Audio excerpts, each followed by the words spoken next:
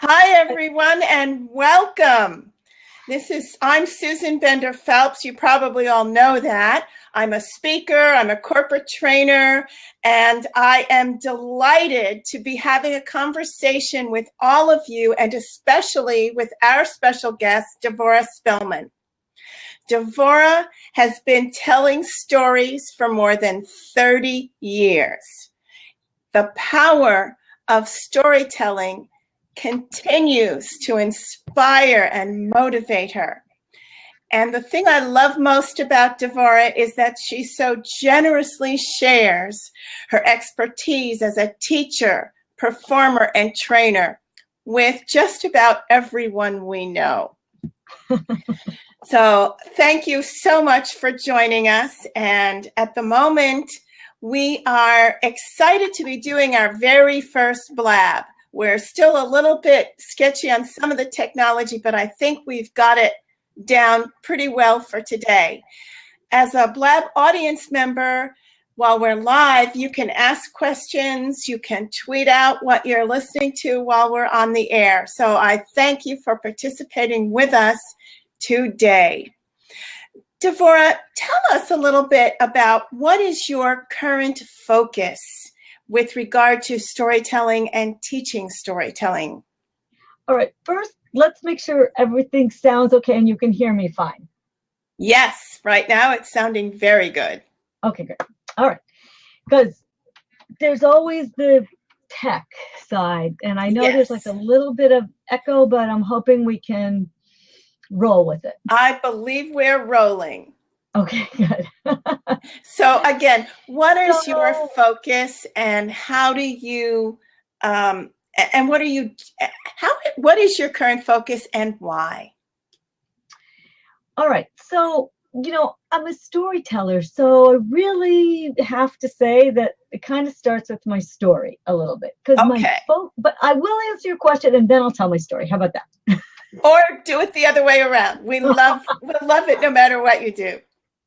So I think it will help a little bit. The focus, just so people kind of know who I am and what I do. My name is Devorah Spillman, and what I do is I help especially entrepreneurs or aspiring entrepreneurs to find their purpose and to then be able to give that over with their story. It turns out that the work is a much deeper work than I had initially thought when I entered the world of bringing story into business. And it's really ends up being this integration of all of who somebody is with their stories and their message and their vision, and then bringing that out in the world in a way that is truly authentic and connects with the people to whom you most wish to help, have an influence, and where you want to make a difference. Wow. Well, I know when I speak, no matter what the topic is, my audiences always say, and we loved your stories. So that works. It does work. So what's your story? Go ahead. What's your story? So I was going to say that often in a talk, the only thing a person will remember is the story. So here's my story. It happened a long time ago in a faraway land. Well, no, not really, not in a faraway land, but it was really a long time ago.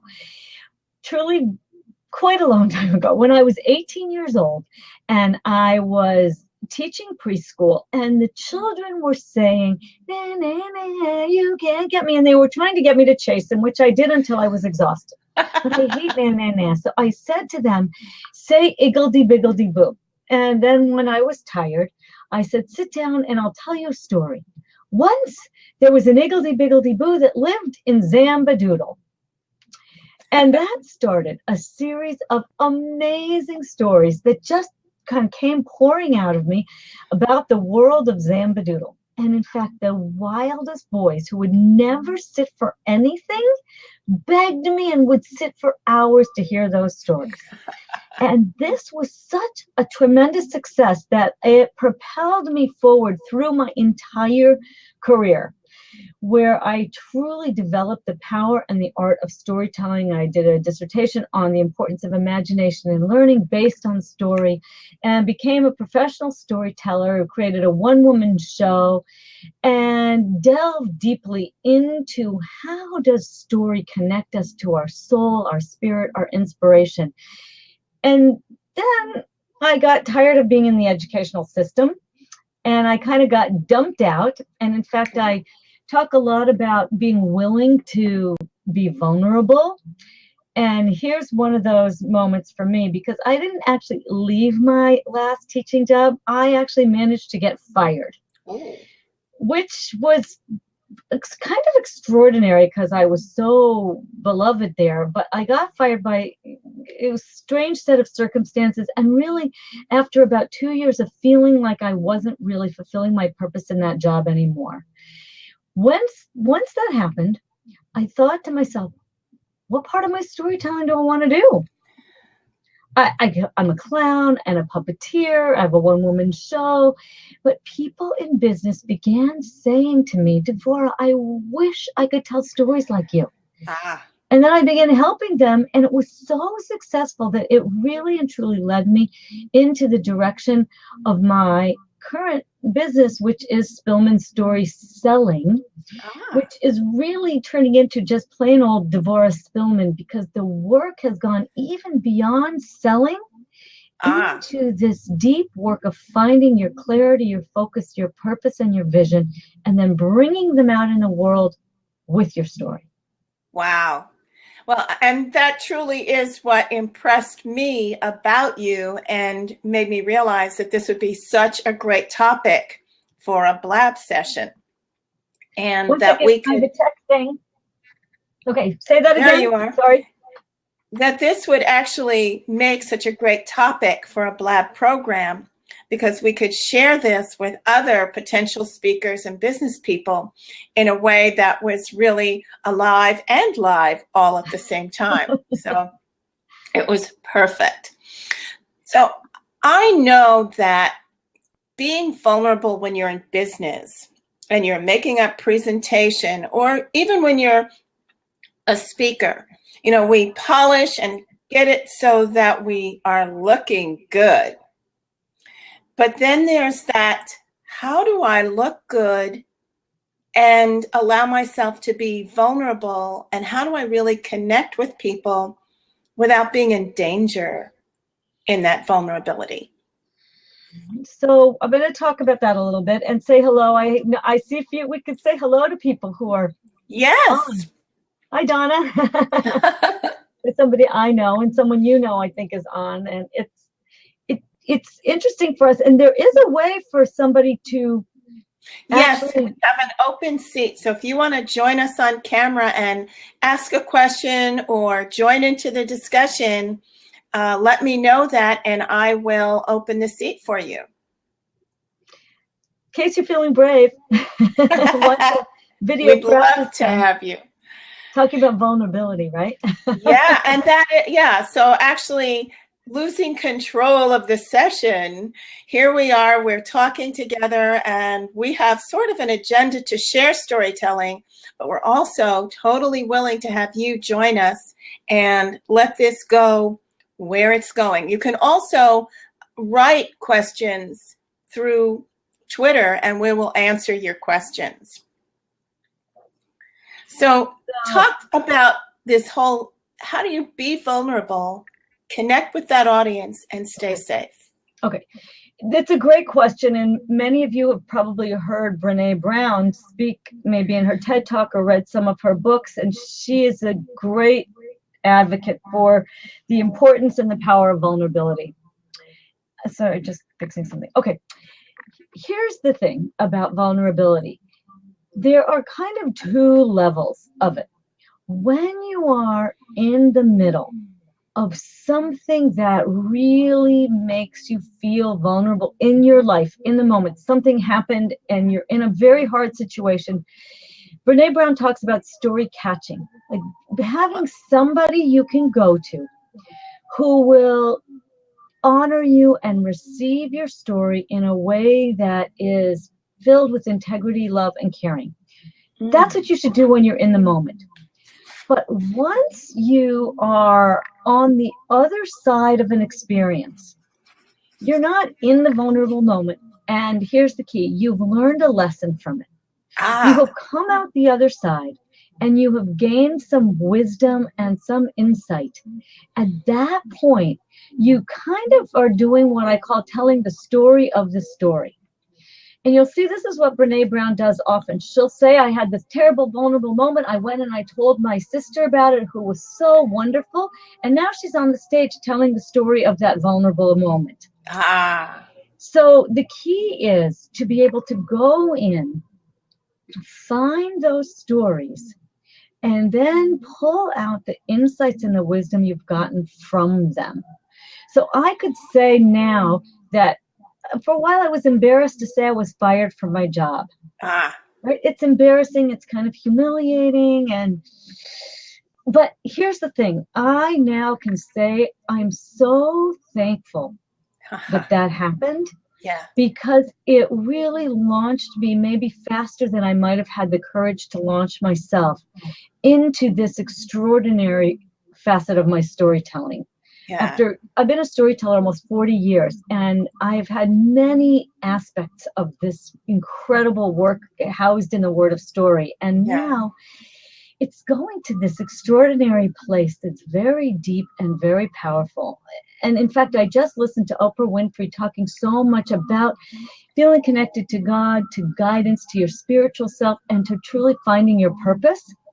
And I thought, I do that. And I wasn't able to not do that. Like my Jewish spiritual practices that are deep and inspiring, uplifting, wacky, and fun all at the same time have informed the way that I do everything that I do. And part of what I teach is that all of who you are is relevant. Often people are in a stage of their life where they feel frustrated with what they're doing because it's somehow a part has been turned off. Almost the idea that you have to leave your soul at home when you go to work. And I am a big advocate of not doing that. Yeah.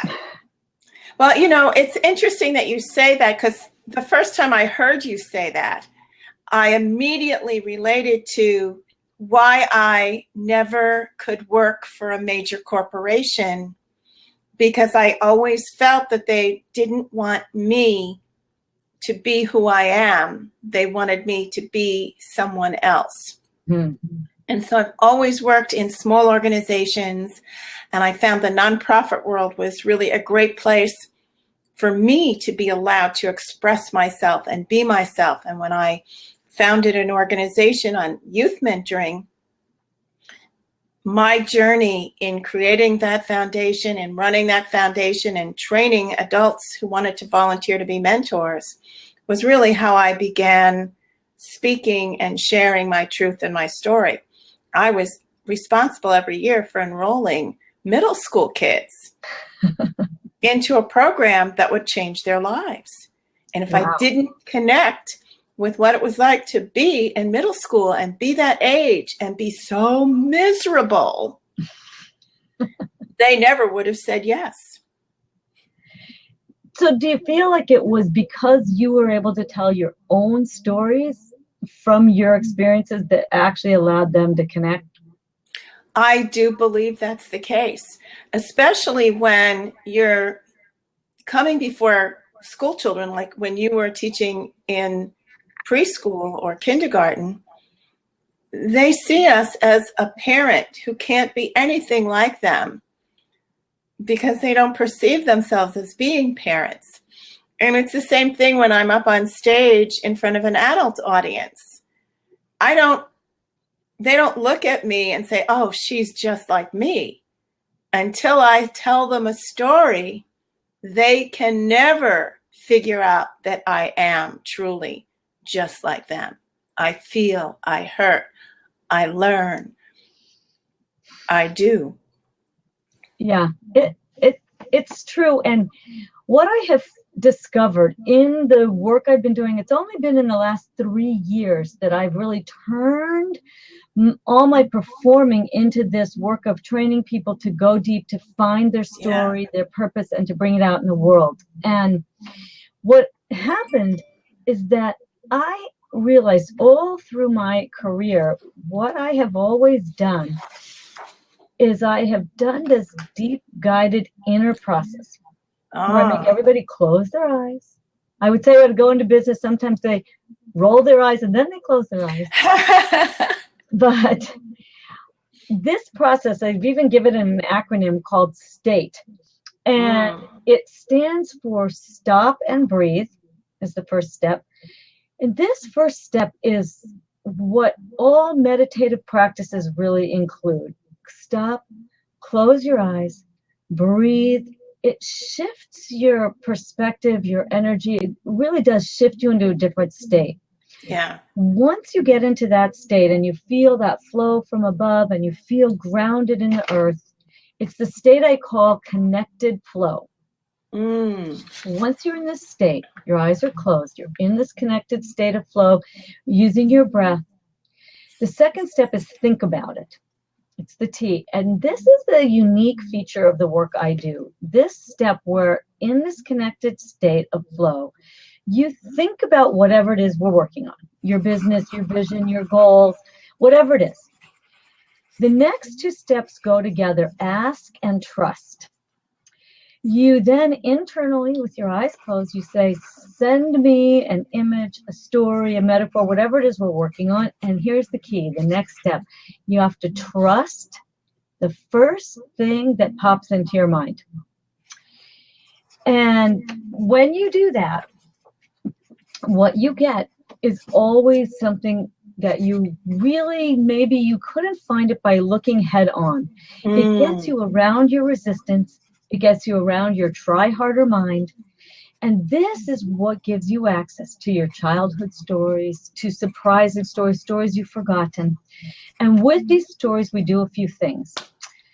Sometimes people will run into the problem of often people will say, what story are you telling yourself? And these are often the stories that hold us back, not the stories that liberate us. Yes. So sometimes I take the work into what story are you telling yourself that's holding you back? And we do a particular kind of work to release that story's hold on you. Then that story becomes one you can tell because you gain insights from it. Okay, and then there's there's lots and lots of other kinds of stories. But I find that I do this amazing inner guided work, lead people back to find stories from their childhood. And often those are extraordinary insights and metaphors into your gifts, your natural purpose. Because one of my favorite lines is that we are all a little invisible to ourselves. It's one of the things I tell people all the time. Because your natural gift, it's so normal to you. I also say, we're so normal to ourselves. It's so like the fish can't see the water they're swimming in. Like the fish can't see the water it's swimming in. We can't see what's become invisible to us because we don't have to think about it. We don't have to actively do it. It just is part of us. Exactly. So what happens is we end up, almost all of us, with a feeling of the not enough, not good enough, not smart enough, not strong enough, not rich enough, not known, and whatever. We have all these not enoughs. And one of the gifts of this deep story work is that it helps you reclaim your natural gifts and your natural genius. And then when all of this talk about finding your purpose, usually it's right there inside what you've been doing all along, all your life. It's just invisible to you. Yeah. So interesting. It really is. And honestly, that's how I came to mentoring as the focus. And then that led me to leadership and communication, because if you're not mentoring, you're probably not leading. And if you're leading and mentoring, you need to be really an extraordinary communicator so that you can actually work with someone and help them find their gifts. And then once they've found them, use them on a daily basis in a way that propels them forward. Wow. And when we speak and we tell our stories, we're actually opening that process for our audience, whether we're inspiring them, educating them, or perhaps even selling to them. I think in all of these areas, it is what is being asked of us, and it's a wonderful thing, is to be who you really are. Yeah. What a concept. but I think, when you talked about what's the story I tell myself, that kind of melds really, it's bonded in steel, that not only do we tell ourselves stories that stop us, but we're also afraid that people will discover who we really are inside. That is the manifestation of that story that we tell ourselves. Right. And so I think that's the key to how do we then turn that into a gift? How do we turn that into a story that we can use to be powerful and really inspirational when we're speaking? How can we move and connect with an audience with that story? You have to know why you're telling it. Really, that's the thing, because as I say to people, really, truly, you're right. No one wants to hear your sob story. They don't. They don't. They really don't. They care about themselves. So you have to know why you're telling the story. If your story of your own pain and your own struggle and the wisdom and insight you have gained from it are relevant to your listener, you should tell that story. If you're still whining and complaining, don't tell it. We don't want to hear it.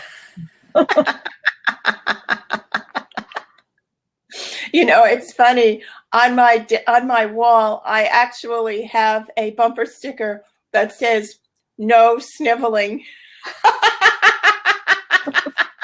Yep.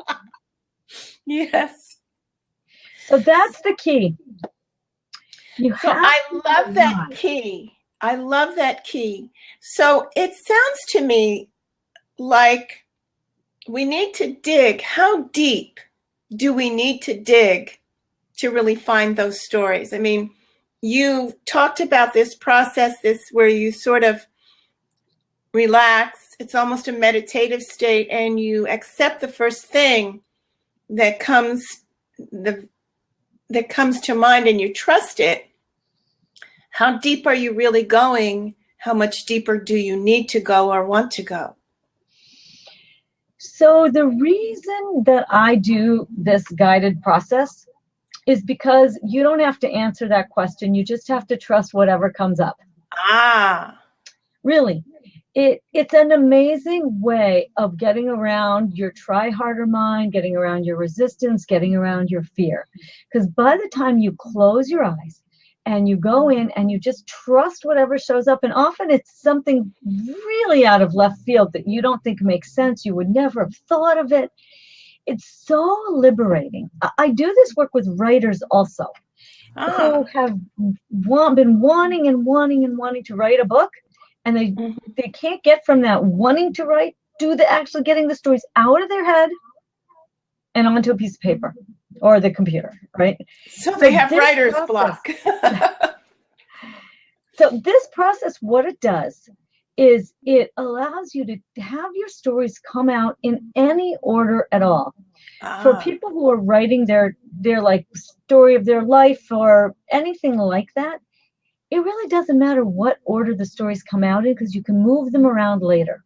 And this completely frees people from their resistance. For a person in business, the reason that my process has a think about it step. Okay. So if you have a business and you have a mission and a message, so in that step you think about that, and you ask for a story that is perfect for that mission or that message. So you've given your subconscious the instruction that I want to talk about this thing I'm thinking about. Okay. And once you get the story, then I help you connect the dots. Ah, so you don't have to do this alone. No, it does not. Mostly we can't do anything alone. I mean, we need time to be alone, but you can't move out of a place that you're stuck, generally speaking, by yourself. I've had the same experience with mentorship. If you can have a mentor or a teacher or a coach or a consultant work with you, the ability to produce a breakthrough or a tangible result is magnified hundreds of times. Right. It's a huge area, and I didn't really even know, I think, when I began my storytelling training business that I was going to become a coach. But I entered into the world of online entrepreneurs and created an online business, and it became coaching. And I just love the coaching world. And that whole world that you're in of mentorship and the world of coaching is a realm in which we help each other. And so someone helps me, then I turn around and help the next person who turns around and helps the next person. And yeah. It's really a wonderful win-win kind of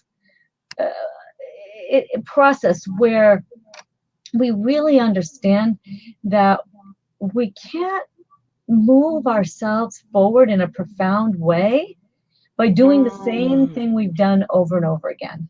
Oh, yes. You and I are on exactly the same wavelength when it comes to that.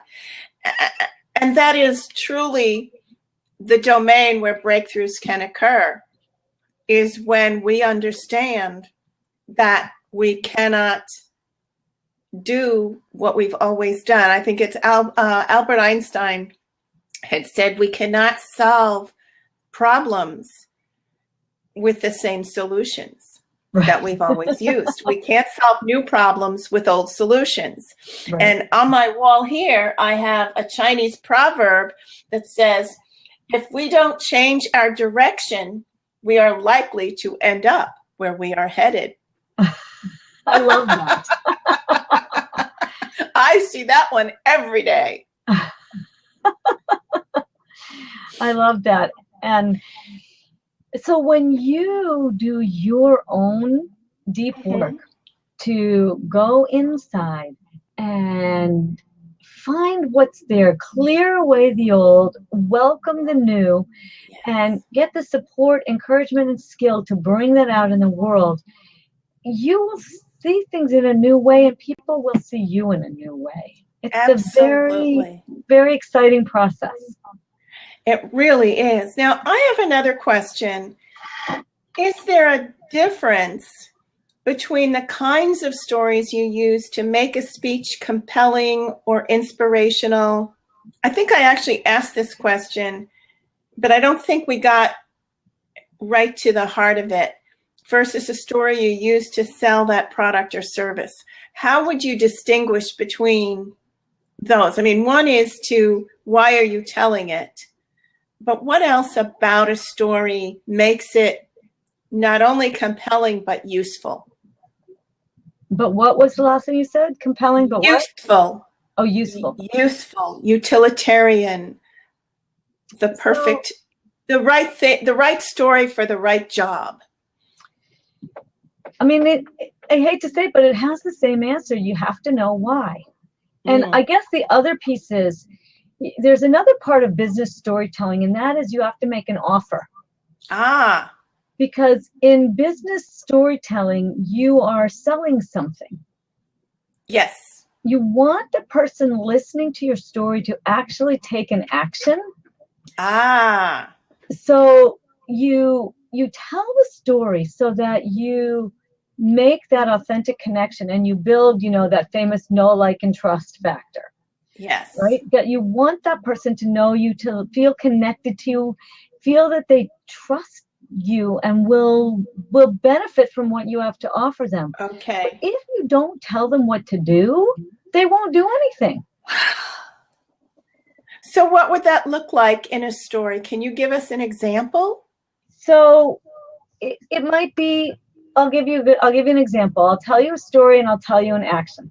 Okay. When I got married, I was already in my 30s. And from the day we got married, we were already older. We wanted to have children.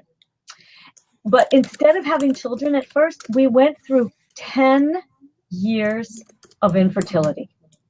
Oh, wow. It was hell. Infertility is hell. It's awful.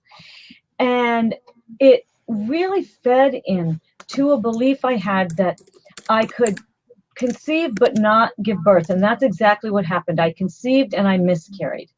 And I believed this not only about giving birth, I believed this about my work in the world. Like I could make up stories, but I couldn't turn them into books or CDs or way back when it tapes.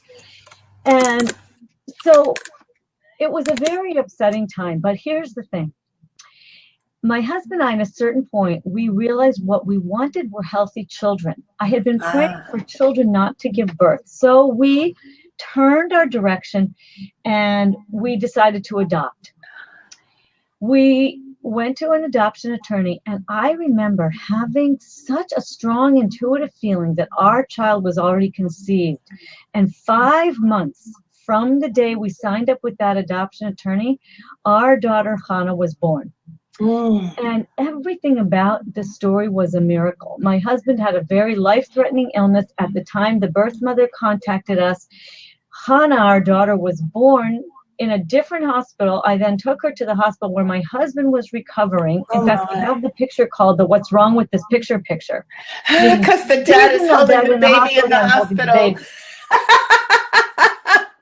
So, and then the miracle went on because our birth mother 4 years later contacted us and said she was pregnant again and would we like to adopt that baby too, which of course we said yes to. And we now have 2 beautiful teenage girls, 13 and 17.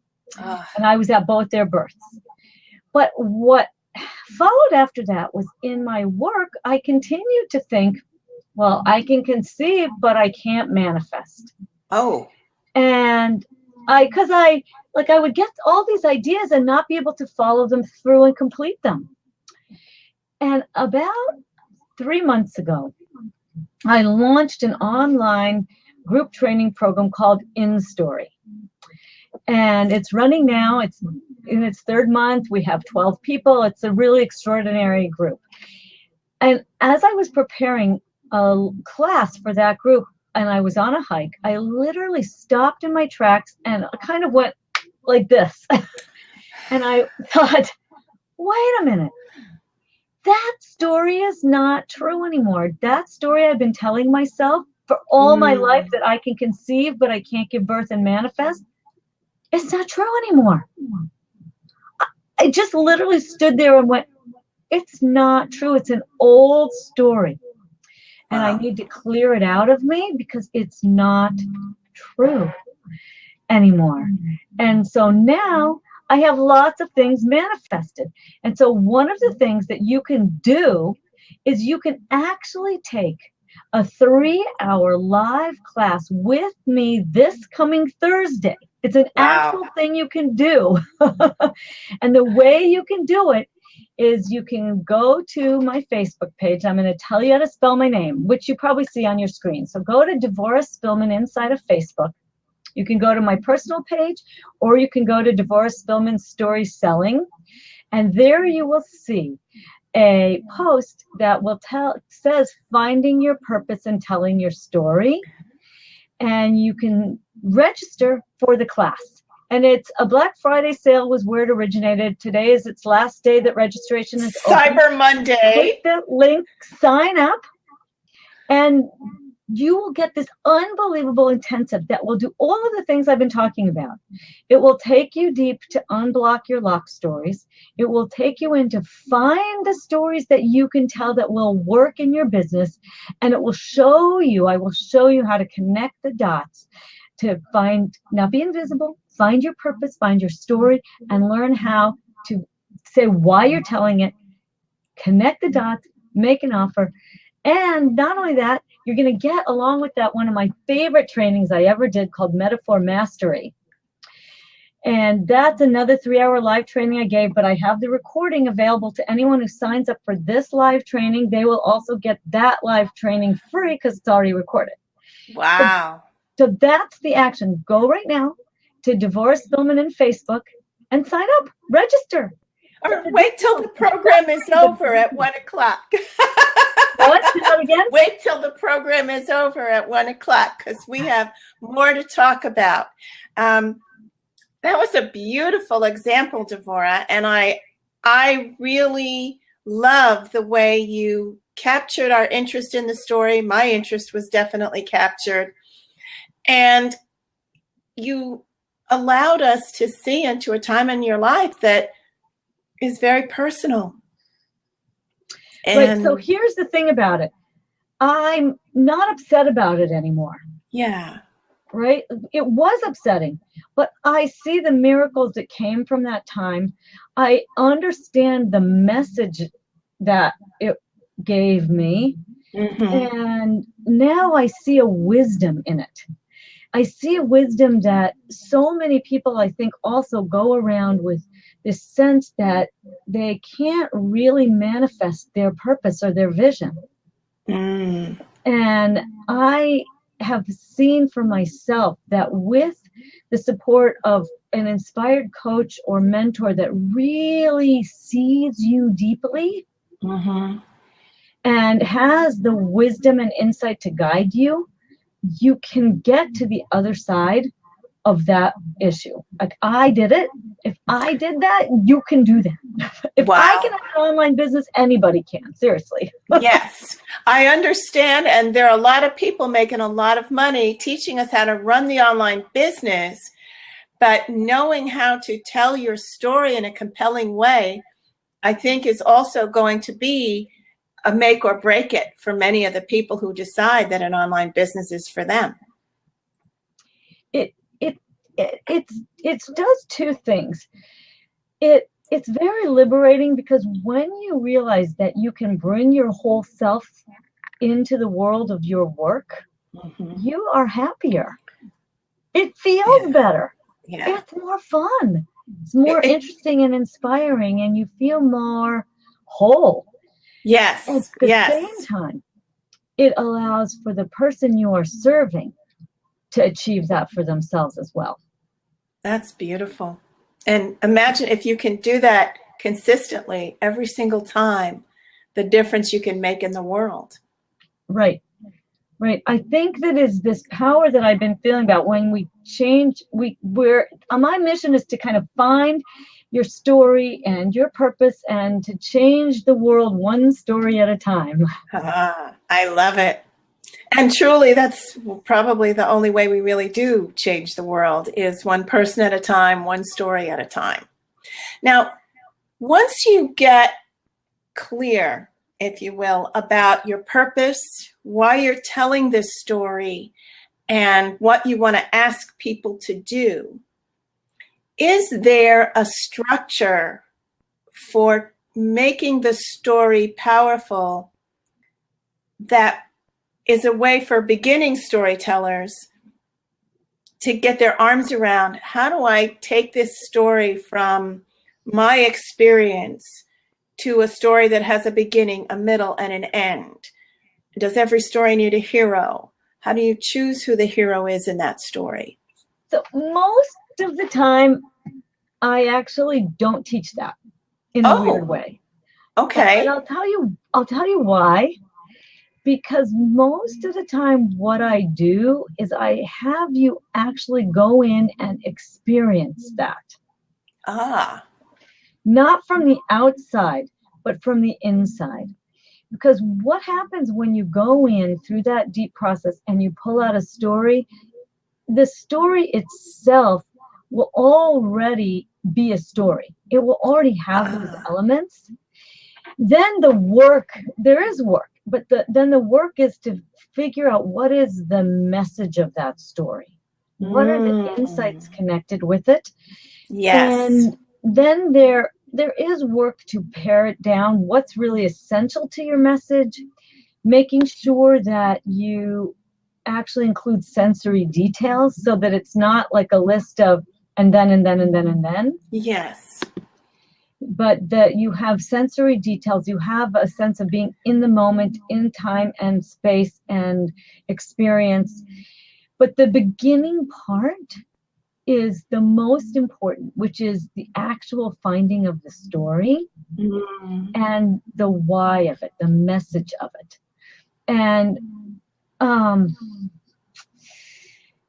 once you do that, then you try it out. It's the only thing to do. You have to have somebody to try it out on. Right? Like Susan and I met each other in a Toastmasters for Speaking Professionals Club, which is a great place to try out speaking. It's an amazing place to try out your speaking. Being part of any kind of a group, like I have people in this group called In Story, and they can try things out on each other.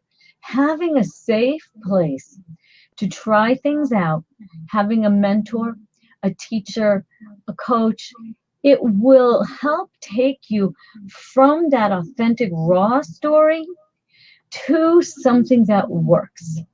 But the first thing I want you to do is to simply begin to tell stories. Don't worry if they're good. Don't get up in front of a stage of 1,000 people without help. Right. Get a buddy. Right. Don't go get me. Get Susan. Susan mentors people incredibly on their speaking. Get somebody to help you. Yeah.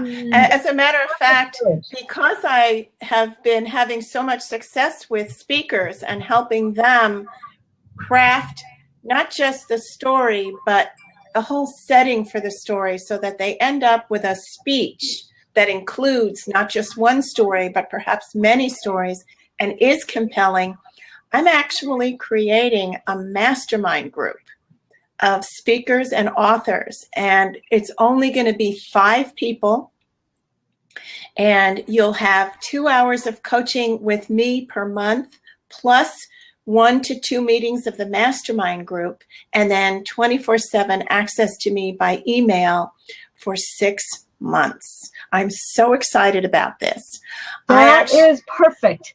Yeah, so not only will you get to work with me and work with 5 other people who are basically sailing the same ship you are, but we'll also have this group dynamic, and we'll work together for 6 months so that you have the time to not only try out the material and practice it, but you'll also have this sounding board that gives you 6 months of support, intelligence, exchange of ideas. It's all very exciting.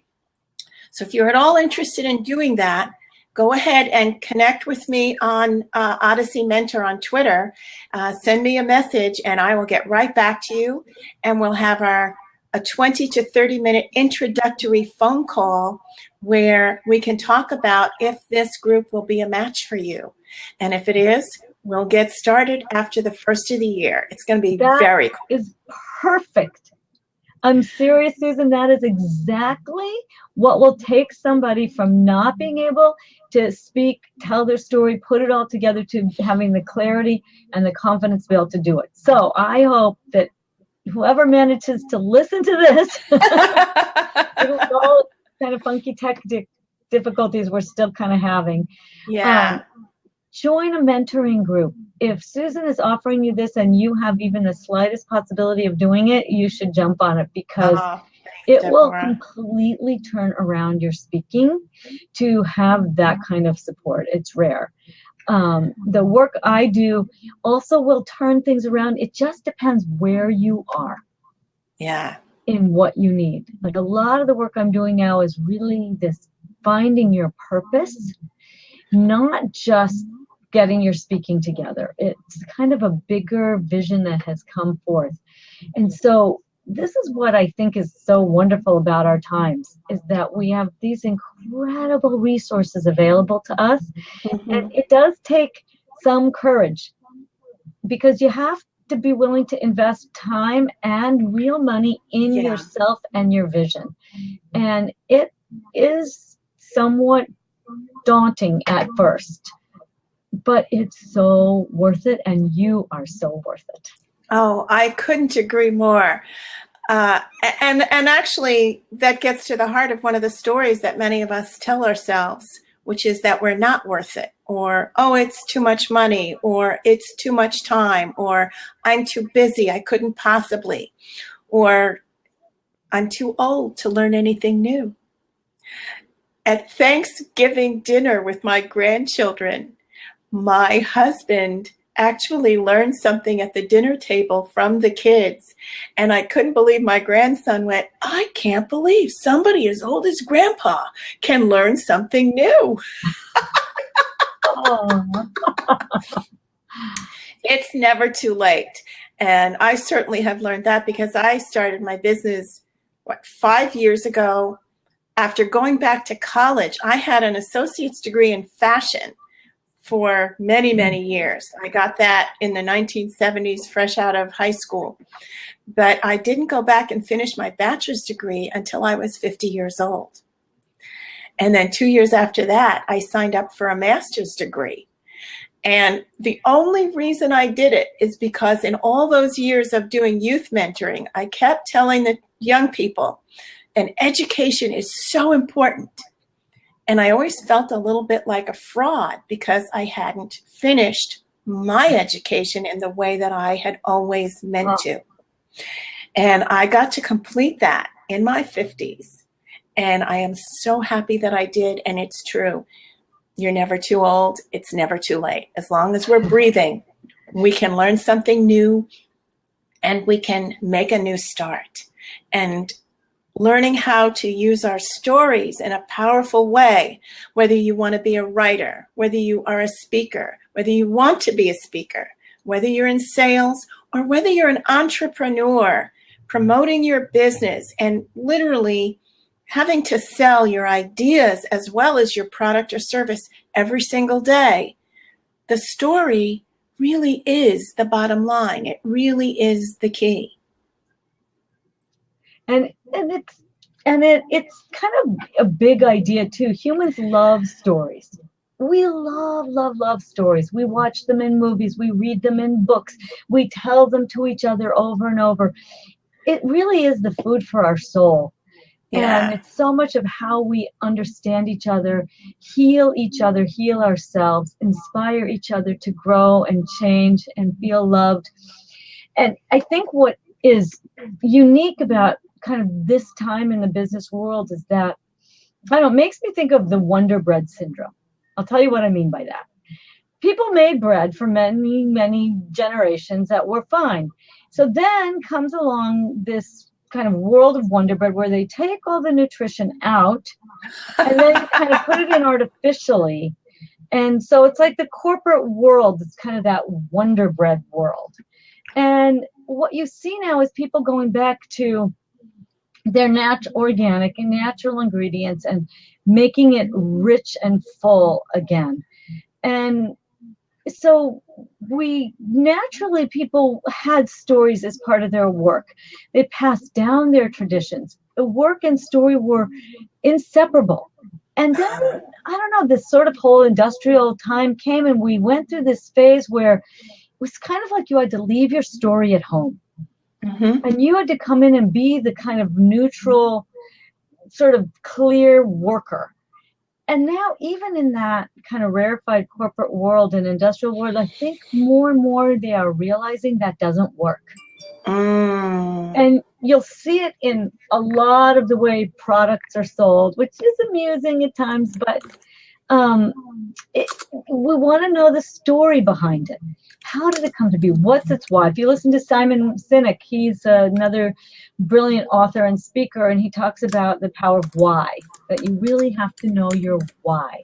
And that is the thing that comes first before your what. It's your why. So stories really help you express your why. In fact, there's pretty much no other way to do it. I know exactly what you're saying. And it's one of the reasons why I love being a speaker. Because if you don't get to tell your story, it starts to go away or disappear. Conversations only exist in the moment in which we're having them, except like today, this conversation is being recorded and people will be able to come back and revisit or share it with people who weren't able to be here with us. But I know that conversations disappear. So we hear a story and we are present to the impact of that story in that moment. But like you said, if I don't ask you to do something and you take that action within a short period of time, it will be as if we never met, we never spoke, we never even had that conversation.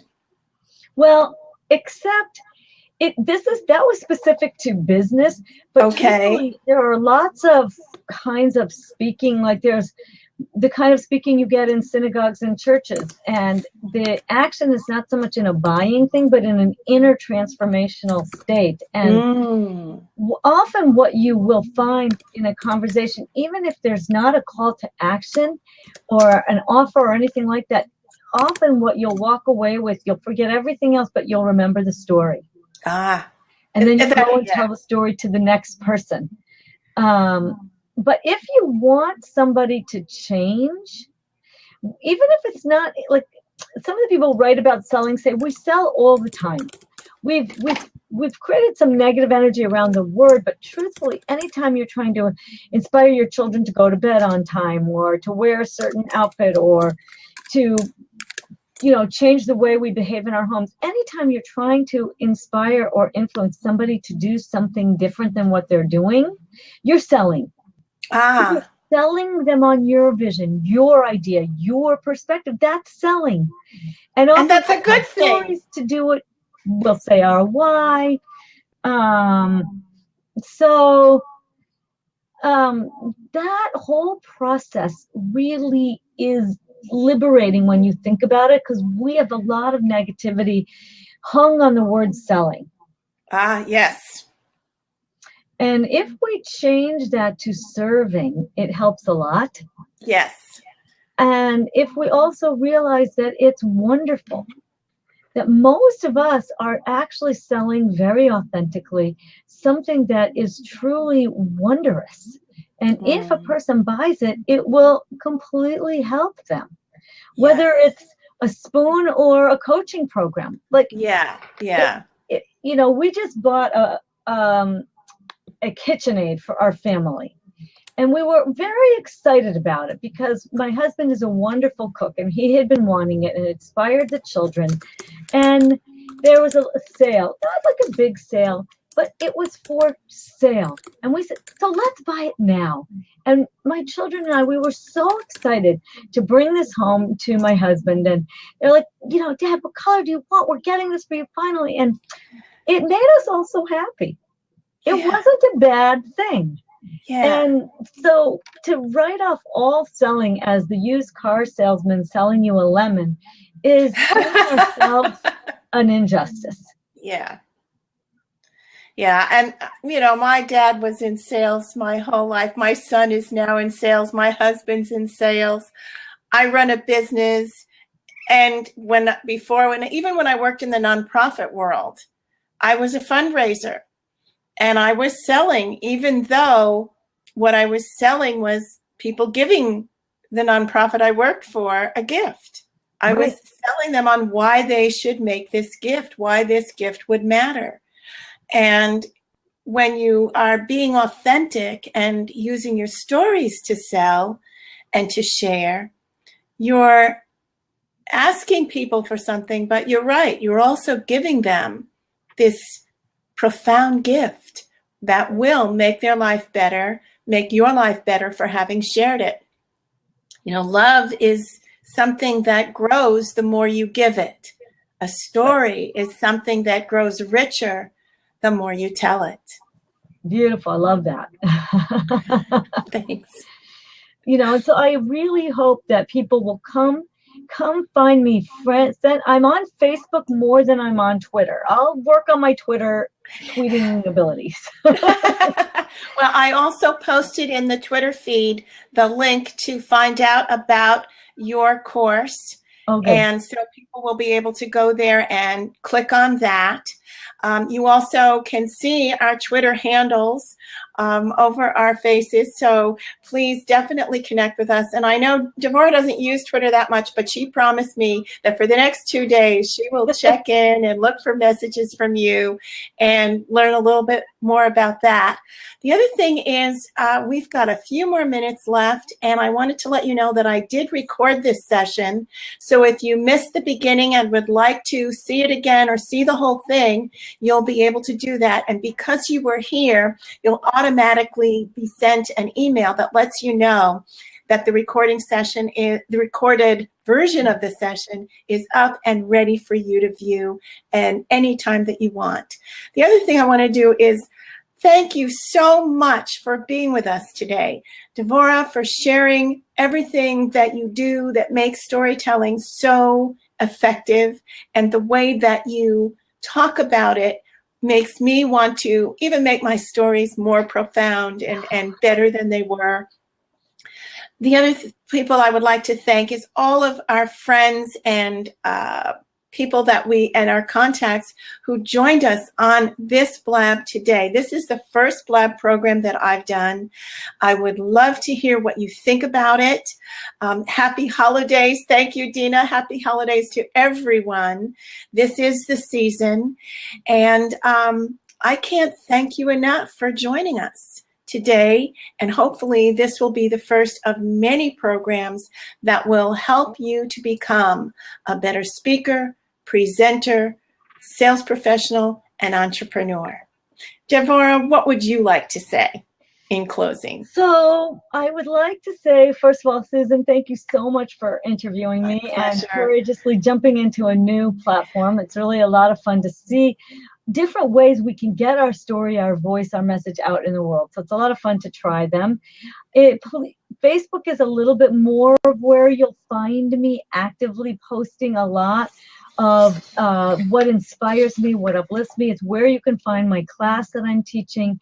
And friend me on Facebook. I like that experience. And then there are ways to ask me questions there as well as in this domain. Fabulous. And have the courage to believe in yourself, your vision, your mission, your purpose, so that you can go deep to find your story and bring it out in the world, because we need you and we need your story. No one is you and no one has your story. Absolutely. And if you'd also like to, I better turn it the right way. Oh, whoops, that doesn't work. It goes backwards. I'll have to figure out another way to do that. But anyway. That was right, when you did it like that. Oh, it came out. You could read it?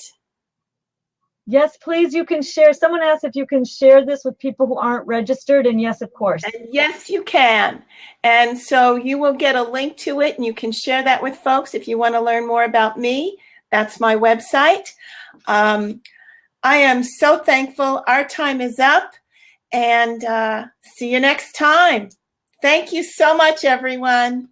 Bye. Bye-bye. Bye. Glad you liked it. Come find us.